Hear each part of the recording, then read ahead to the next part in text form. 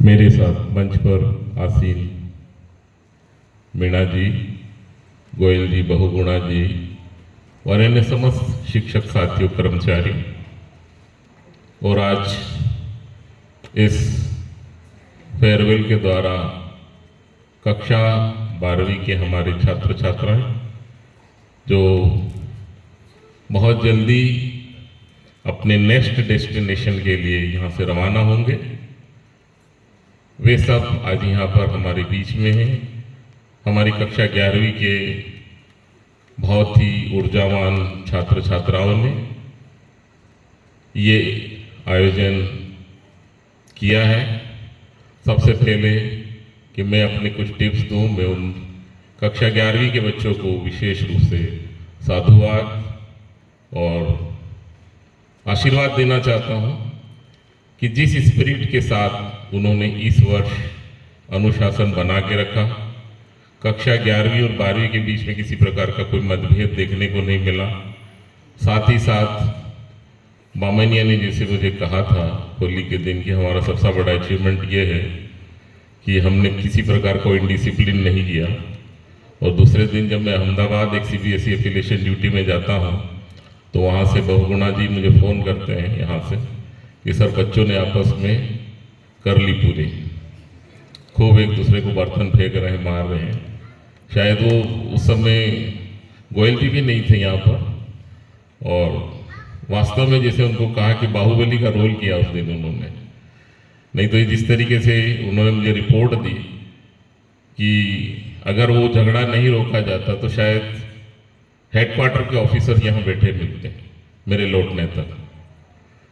तो मैं ये कहना चाहता हूँ कि नवोदय विद्यालय में आप 7 वर्ष तक यहाँ पर अध्ययन करते हैं, और इस अध्ययन के दौरान आप एक सबसे बड़ी बात जो सीखते हैं, जो मैं बार बार कहता हूँ, वो है शेयरिंग, बांटना। आप एक दूसरे के साथ अपने सुख दुख बांटते हैं, अपना भोजन बांटते हैं, अपनी रिजल्ट बांटते हैं, अपनी पढ़ाई बांटते हैं, अपने विचारों को बांटते हैं। और मैंने तो यहाँ तक देखा है कि आप एक दूसरे के परिधान भी आपस में बांटते हैं, जो मुझे विशेष रूप से गर्भोत्सव में देखने को मिलता है। Am I right? इतना सब कुछ जब आपस में एक दूसरे के साथ आप बांटते हैं, इतने एक दूसरे के सखा सखी हो जाते हैं, बावजूद कभी कभी शायद आपको अपने उस क्रोध पर कंट्रोल करना नहीं आता है कि आप कहीं न कहीं शायद अपने मन को इतना उद्वेलित कर लेते हो कि अब तो कुछ करके जाना है और इन जूनियर छात्रों को पीट कर जाना है। ये एडवेंचर मानते हैं शायद आप इसे, ये एडवेंचर नहीं है। ये कहीं न कहीं हमारे मस्तिष्क में बैठा हुआ एक ऐसा नकारात्मक पहलू है जो अगर हमने उसे सही ढंग से कंट्रोल नहीं किया तो हम कितने ही बड़े आदमी बन जाएं, कितने ही ऊंचे पद पर चले जाएं, समाज के लिए हम एक असामाजिक तत्व बन जाएंगे। इसलिए ये नवोदय विद्यालय 7 वर्षों में समर्पित अध्यापकों की टीम के साथ इतना शानदार इंफ्रास्ट्रक्चर के साथ हमको सिखाता है कि आपको यहाँ कैसे रहना है।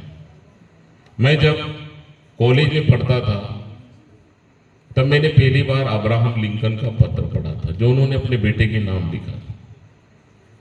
जब मैं नवोदय विद्यालय में सेलेक्ट हुआ और पहुंचा तो मैंने अपने प्राचार्य महोदय से निवेदन किया कि सर हम चाहते हैं कि अब्राहम लिंकन का ये जो पत्र जो उन्होंने अपने बेटे के नाम पर लिखा है, आप देख रहे हैं मेरे बाईं साइड में लगा हुआ है, इसको डिस्प्ले करना चाहिए। और खुशी की बात है कि मैं दोनों विद्यालयों में जहाँ पर एज ए PGT इकोनॉमिक्स के रूप में कार्य किया, वहाँ के आर्ट टीचर ने अपने हाथों से इतना बड़ा बोर्ड बनाकर और उसको पूरा लिखा। आप कभी उसे ध्यान से पढ़िएगा। मैं आज भी कभी कभी इस पत्र को पढ़ता हूँ, उसके रहस्य को समझिए, उसके दर्शन को समझिए। एक पिता अपने पुत्र को क्या कहना चाहता है। वाकई ये एक पत्र नहीं है, ये एक दर्शन है, एक व्यक्तित्व निर्माण की ओर शानदार कदम। अगर वाकई इस पत्र को कोई आत्मसात कर ले, उसमें लिखा है कि जो फूल खिलते हैं उनके चिरंतन रहस्य को जरूर समझाइएगा। लेकिन ध्यान रहे वो सबके साथ नरमी से जरूर पेश आए, लेकिन दुष्टों के साथ सख्ती से पेश आना चाहिए उसे, ये जरूर उसको सिखाना। कभी कभी हम बहुत चुप रह जाते हैं, कभी हम ऐसे लोगों के खिलाफ नहीं बोलना चाहते हैं जो समाज में असामाजिकता फैला रहे हैं। बहुत देर तक मौन रहना अमनुष्यता है। एक मनुष्य बनकर हमको उसके खिलाफ आवाज उठाना जरूरी है। और इन 7 वर्षों के दौरान आपने यहां जो सीखा, उसमें आपके एचएम ने भी ये बात सिखाई होगी कि किस प्रकार से रहने के साथ साथ बाहर जाकर संघर्ष करना भी आपको आना चाहिए। और मैं बड़े गर्व के साथ कहता हूं कि हमारे नवोदय विद्यालय का बच्चा अगर बाहर जाता है तो उसको साउथ पोल पे रख दो या नॉर्थ पोल पे रख दो, वो जी लेगा। उसको इतना स्ट्रगल करना आता है। ये 7 वर्ष में वाकई आप इतना सीख जाते हैं। फिर भी कभी कभी मुझे ये लगता है कि आप अपने एरोगेंट को, अपने के गुस्से को कंट्रोल नहीं कर पाते। हम लोग जो कभी क्रोध करते हैं वो हमारी प्रशासनिक दायित्व का एक हिस्सा है। अगर हम वो नहीं करेंगे तो हमारा स्कूल नहीं चलेगा। अंदर से भले हम कितने सॉफ्ट हैं, लेकिन हमें बाहर से गुस्सा दिखाना पड़ेगा, नहीं तो स्कूल चलता नहीं, संस्थाएं चलती नहीं।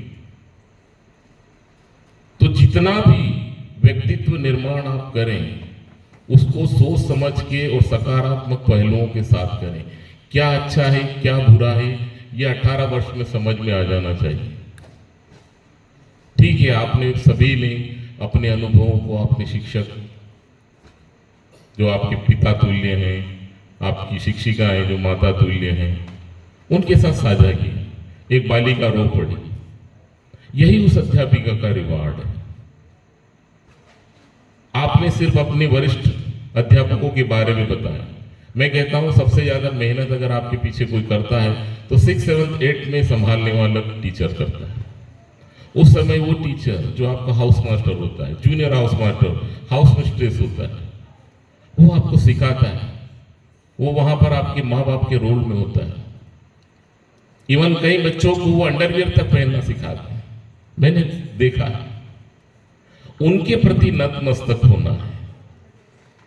मैं आज भी जब अपने गांव जाता हूं तो मेरे गणित के अध्यापक को मैं चरण नहीं छूता, उनको साष्टांग दंडवत करता हूं। उनसे मिलता हूं, मेरी आंखें भर जाती हैं। मैं उनके नीचे बैठता हूं, मैं नीचे नहीं बैठ सकता लेकिन मैं नीचे बैठता हूं। मैं बोलता नहीं सर, आप हमेशा मेरे गुरु हैं। मैंने उनसे जो सीखा वो मैं ताउम्र कभी नहीं भूल सकता। उन्होंने जो संस्कार हमें डाले, जो हमें आदतें डाली, जो हमारे आज ये चरित्र में दिखाई देती है कि राष्ट्र के लिए सोचना, ये उनसे मिला है हमको। पैसा तो हर कोई कमाता है, आप भी आगे चलकर कमाएंगे पैसा, लेकिन कितने लोग हैं जो वाकई पैसा एक कमाने के बाद समाज को अपनी सेवाएं देना चाहते हैं। ये जज्बा होना चाहिए। आज हम आपके आदरणीय गोयल जी के साथ जब हम एक एसडीएम से मिलने गए, यहाँ पर जो प्रांत अधिकारी हैं, अरावली के स्टूडेंट थे वो नवोदय विद्यालय के। उनसे 3-4 महीने से हम मिलना चाह रहे थे, लेकिन कुछ अपॉइंटमेंट नहीं मिल पा रहा था। मैं भी यहाँ व्यस्त था। आज मिलना हो गया उनसे। उनसे जब मिले तो हम खुद भाव विभोर हो गए। वो उठकर बाहर आए हमको लेने के लिए और चरण छूना चाह रहे थे। हमने उनको नहीं छूने दिया, उनसे हाथ मिलाया, हमको ले गए। हालांकि वो 10th तक ही पढ़े हैं अरावली में, लेकिन जिस तरीके से उन्होंने हमको अपनी बात कही, जो उन्होंने हमको आदर दिया, वो हमारा रिवार्ड है। एक अध्यापक को कुछ नहीं चाहिए, वो सुख की सैलरी पे जीता है। उसकी कोई एक थानेदार जैसी कोई ऊंची कोई बाहर की कमाई नहीं है, कोई IRS जैसे उसकी कोई कस्टम में अलग से उसको जो लाखों करोड़ों रुपए की रिश्वत मिलती वो नहीं मिलती उसको। वो अपने सिर्फ एक वेतन पर जीता है। वो क्या चाहता है आपसे? आदर चाहता है, प्रेम चाहता है। आप कभी उनसे कहीं बाजार में या कहीं भी मिल जाएं, अगर आप दौड़कर उनसे मिल लोगे, बात कर लोगे, वो गदगद हो जाएगा। ये होता है एक अध्यापक का हृदय। यानी एक अध्यापक का हृदय कैसा है? मातृतुल्य, पितृतुल्य। इसलिए प्यारे बच्चों, शिक्षक का ये ऐसा पवित्र प्रोफेशन जिसमें हम सब यहाँ पर इस यज्ञ में लगे हुए हैं, हमारा एक ही उद्देश्य है कि हमको जो चयनित छात्र छात्राएं मिलते हैं वो आगे चलकर एक ऐसा मुकाम हासिल करें कि वो पद और प्रतिष्ठा भी कमाएं, लेकिन साथ ही साथ समाज की सेवा भी करें। मैं अर्थशास्त्र और समाजशास्त्र का विद्यार्थी रहा हूं। मुझे मेरे इस विषय में बहुत रुचि है। मैं पिछले दिन एक ब्लॉग पढ़ रहा था। मैंने देखा और मैंने पढ़ा उसमें कि पिछले 5 वर्षों में जितने डिवोर्स के केस हुए हैं वो उसके पिछले 50 वर्षों में नहीं हुए हैं। भारत के अंदर तेजी से हमारे सामाजिक मूल्यों का ह्रास हो रहा है।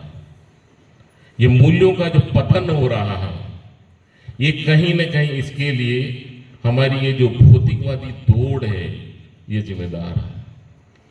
हम इतने ज्यादा भौतिकवादी हो गए हैं कि अब हम उन संबंधों को महत्व ही नहीं देना चाहते। जिस भारतीयता पर हम गर्व करते हैं, जो गुरु शिष्य परंपरा का हम ढिंढोरा पीटते हैं, वो कहीं न कहीं धीरे धीरे उसका ह्रास होता चला जा रहा है। इन 5 वर्षों में हो सकता आने वाले वर्षों में क्या होगा। तेजी से टूटते हुए इन रिश्तों में जिसके लिए मूल्य जो जिम्मेदार है, कहीं न कहीं हमारी शिक्षा प्रणाली भी इसके लिए जिम्मेदार है। हम शायद बच्चों को समझा नहीं पाए हैं प्रेम क्या चीज है। प्रेम का मतलब आकर्षण नहीं है। प्रेम तो वो है जिससे भी हम करते हैं उसको वहां पर शांति से रहने देना चाहते हैं। अगर हम किसी फूल को तोड़ते हैं तो प्रेम नहीं है। उस फूल जो लगा है उसकी हम सेवा करते हैं, उसको पानी देते हैं, वो प्रेम है। वो बुद्ध के दर्शन को समझना पड़ेगा हमको।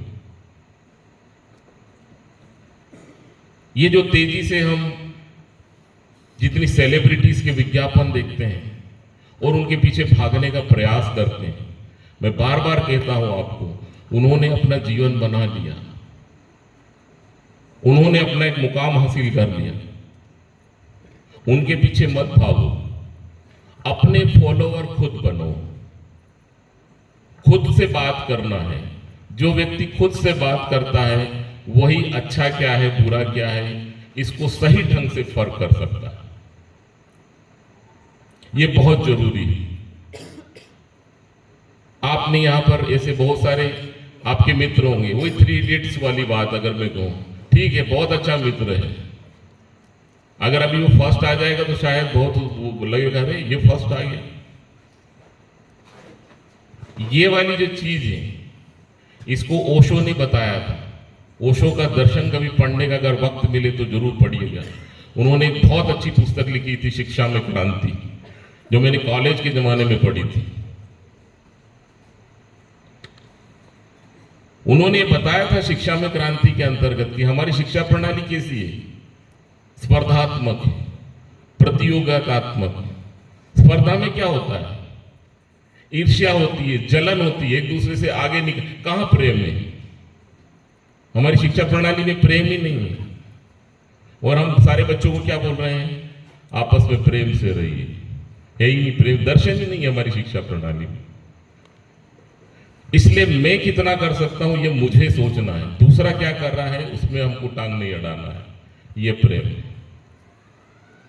मैं भी आगे बढ़ूं, तू भी आगे बढ़, मैं खुश हूं, तुझे भी खुश रहना चाहिए। ये सोच जब तक हम डेवलप नहीं करते तब तक हम इस भौतिकवादी युग से बाहर नहीं आ पाएंगे। और ये बहुत जरूरी है। आपने इन 7 वर्षों में यहां जो कुछ भी सीखा है, उस सीखने और सिखाने के इस दौर में आपने अपने अध्यापकों से बहुत सारे टिप्स भी पाए होंगे, बहुत सारा मार्गदर्शन भी पाया होगा। लेकिन आपने कभी सोचा है कि इसमें से क्या अच्छा है और क्या बुरा है, किसको मैं ग्रहण कर लूं और किसको मैं छोड़ दूं? ये ठीक वैसा ही है जैसे दुनिया में बहुत सारी किताबें हैं, लेकिन कौन सी किताबें पढ़ना है ये हमको मालूम होना चाहिए। मेरा कौन सा मित्र होगा, मेरी कौन सी सखी होगी, ये मुझे तय करते आना चाहिए इस उम्र में। कहीं ऐसा तो नहीं है कि ये मेरा मित्र या ये मेरी सखी मुझे गलत लाइन पर ले जा रही, कहीं किसी गलत ट्रिक पर ले जा रही। ये आ जाना चाहिए 18 वर्ष की उम्र तक। जैसे वो बालिका रो पड़ी, उसको पता लगा कि यहाँ के सिस्टम ने उसके लिए क्या किया है। वो हमारी ड्यूटी का पार्ट था, हमने कोई बहुत बड़ा काम नहीं किया है, वो हमारी मॉरल ड्यूटी है। मैं उसे अपनी मॉरल ड्यूटी मानता हूं। अगर मेरे अध्यापक भी कुछ उसके साथ शामिल है तो वो भी मॉरल ड्यूटी मानते हैं उसे।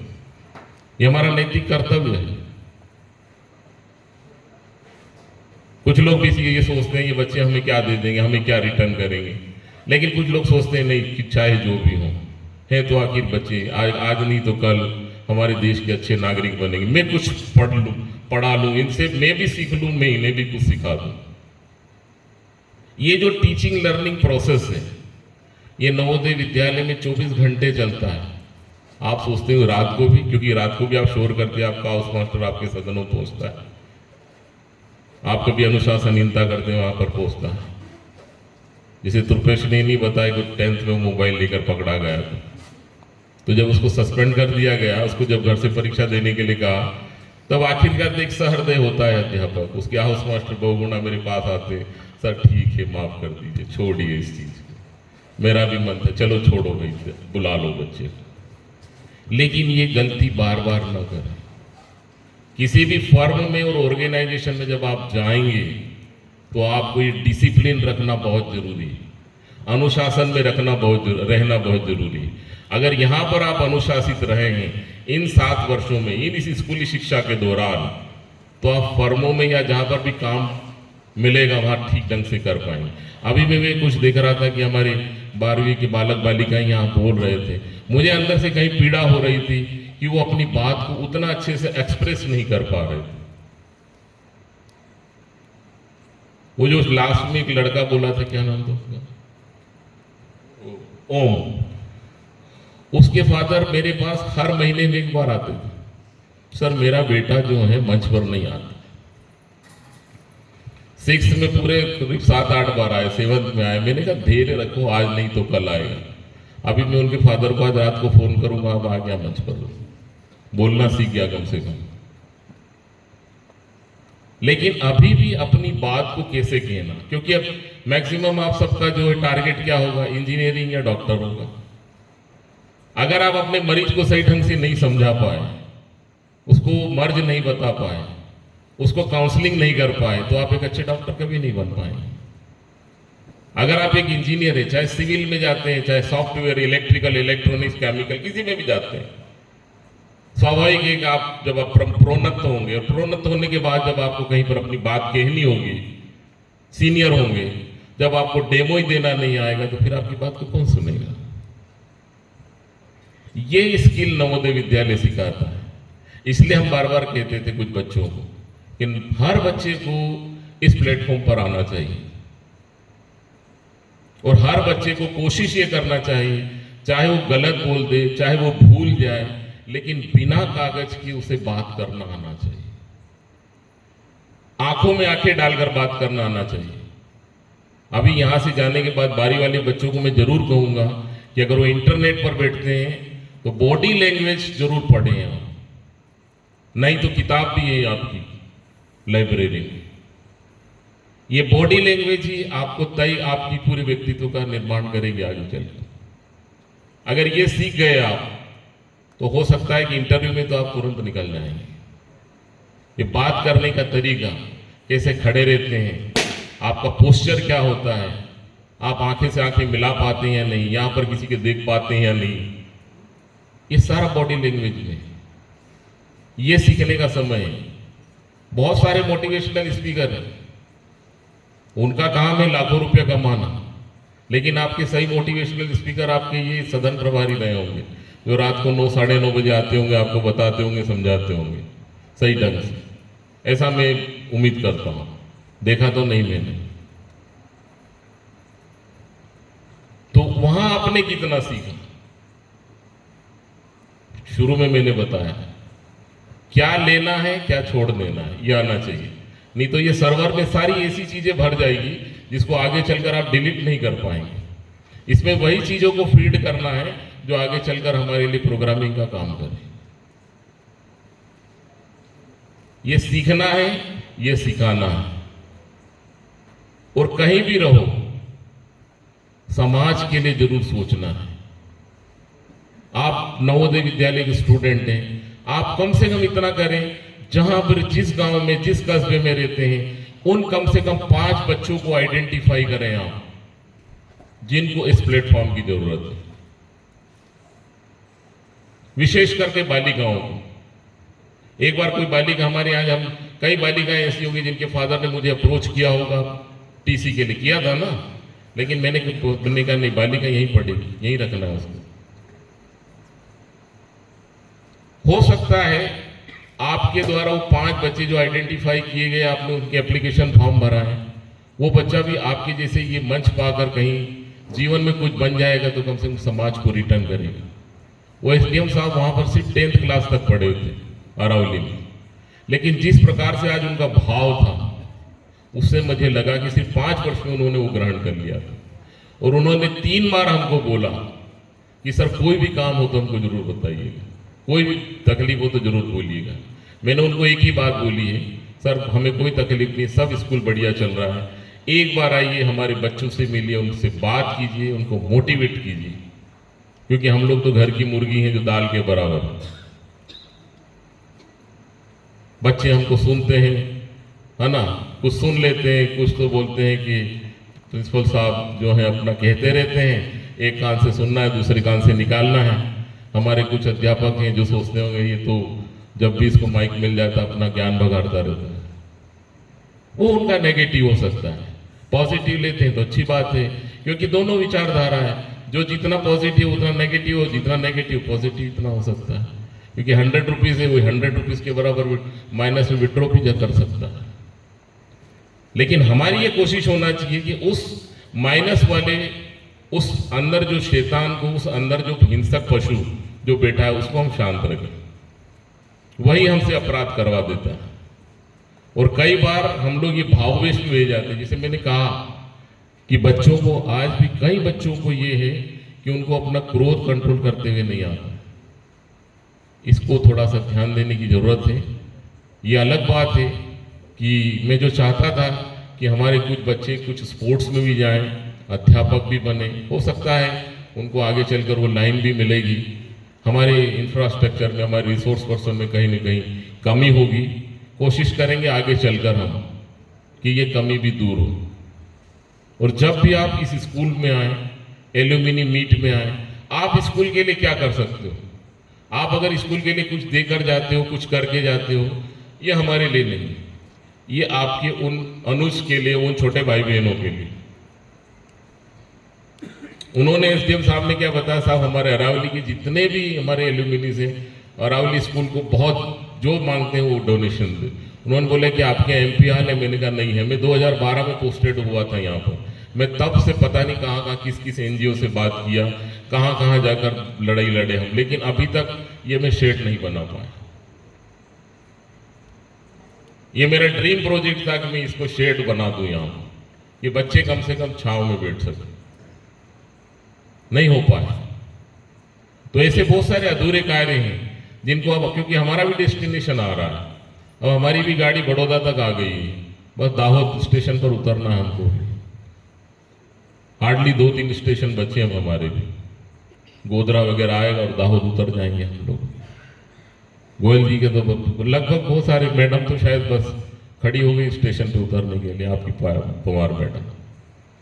तो ये जो चीज कुछ हम जो छोड़ कर जा रहे हैं, तो वो आपको करना है इस स्कूल में आकर। मोदी जी ने तभी पीएम श्री योजना के अंतर्गत आपको बहुत कुछ दे दिया इस साल में, वो कर रहे हैं। हम क्या कर सकते हैं? जैसे मार्टिन लूथर किंग ने हमेशा क्या कहा था वो, कि ये कभी नहीं सोचना है कि राष्ट्र ने मुझे क्या दिया, मैं राष्ट्र को क्या दे सकता हूं, ये मुझे सोचना है। हमेशा मांगना ही मांगना ठीक नहीं होता है, जाकर हमेशा भगवान के सामने हाथ फैलाना। कभी धन्यवाद के लिए भी हाथ उठना चाहिए, उसको धन्यवाद भी देना है, उस महान प्रकृति को धन्यवाद देना है। जीवन तो दिया है कम से कम तूने मुझे, और बेहतर जीवन दिया है। आपने कभी तुलना की है कि मैं नवोदय का स्टूडेंट है, कितने को नवोदय में पढ़ने का मौका मिलता है? अंबानी के पुत्र को भी यहाँ पे एडमिशन नहीं मिल सकता, वो आपको मौका मिला है, इसके लिए धन्यवाद देना। जिंदगी से शिकायतें कम होना चाहिए, जिंदगी ने हमें क्या दिया है उस प्लस पे ज्यादा बात करना, और अपने आसपास विशेषकर बुजुर्गों को, माता पिता को, अपने वरिष्ठों को, उनको आदर जरूर देना है। मैंने अपने अध्ययन में ये भी पाया कि कुछ बच्चे 12वीं के बाद अपने माँ बाप को ब्लैकमेल करते हैं। उनको ये कहते हैं कि 7 वर्ष तो आपने नवोदय में रखा हमको, हमसे आपने प्रेम कहाँ किया था, आपने पूरे 7 वर्ष तो पैसा बचाया। मैं ऐसे ही नहीं बोल रहा हूं, मेरे पास ऐसे केस आए हैं, मैंने ऐसे केस की स्टडी की है। आप कभी पूछिए, जब आप भी माता या पिता जब बन जाएंगे तो कैसे एक छोटे से जो 6वीं में पढ़ने वाले बच्चे को कलेजे पे पत्थर रखकर वो इस स्कूल में उस टीचर के भरोसे रखकर जाते हैं जिसको उन्होंने खुद जनरेट किया है, सृजन किया है। क्योंकि प्रकृति ने सबसे ज्यादा अगर आनंद भरा है तो सृजन में भरा है, क्योंकि आप सृजित हुए हैं और आपके माँ बाप ने आपका सृजन किया है। वो सृजनहार आपको यहाँ छोड़कर जाता है आपके सपनों को पूरा करने के लिए, और जब आप उसके सामने बदजबानी करते हो, मुंह चलाते हो, या कोई बहुत बड़े पद पर पहुंचकर ऑस्ट्रेलिया या यूनाइटेड किंगडम या वाशिंगटन में बस जाते हो, ये कोई बहुत बड़ा अचीवमेंट नहीं है। विदेश में जाना कोई बहुत बड़ा अचीवमेंट नहीं मानता मैं। आप यहां रहकर अपने माँ बाप की कितनी सेवा कर पाते। मैंने शुरू में ही बोला, ये मूल्य राज जो हो रहा है, यही कारण है रिश्तों में दरारों। हमें फिर से अपनी भारतीयता की ओर लौटना होगा, फिर से वही गुरु शिष्य परंपरा की तरफ आना होगा, अन्यथा हमारी जो एक पहचान महात्मा बुद्ध ने दी है वो धीरे धीरे नष्ट हो जाएगी। तो प्यारे बच्चों, आपने इन 7 वर्षों में जो भी यहाँ से ग्रहण किया है, जो भी पॉजिटिविटी ग्रहण की है, जो भी अच्छा ग्रहण किया है, उसको आपको वायरल करना, उसको फैलाना है। और वो सारी टिप्स जो अपने आसपास अपने उन नीडी लोगों को जो आप दे सकते हैं, वो आपको देने का प्रयास करना है। मैं सोचता हूं हमको कोई रिवार्ड नहीं चाहिए आपकी तरफ से। मैं तो कई बार बोलता हूं, हमें कोई नमस्ते करेगा तो ठीक, नहीं करेगा तो ठीक, हम अपना काम कर रहे हैं कि नहीं कर रहे हैं मुझे सोचना है। मैं अपना काम ईमानदारी से कर रहा हूं कि नहीं कर रहा हूं, ये मुझे सोचना है। ये सोच डेवलप कर लीजिए अपनी, फिर आप चाहे नॉर्थ पोल में रहें चाहे साउथ पोल में रहें, आप वहां पर भी अपने आप को सर्वाइव कर लेंगे। हमारे पूरे विद्यालय परिवार की तरफ से आपको बहुत बहुत शुभकामनाएं। बहुत आगे बढ़ें, बहुत आगे जाएं, साथ ही साथ एक अच्छा इंसान बने और इस समाज और राष्ट्र के काम आए। इन्हीं शब्दों के साथ मैं अपनी वाणी को विराम देना चाहता हूं। जय हिंद, जय भारत।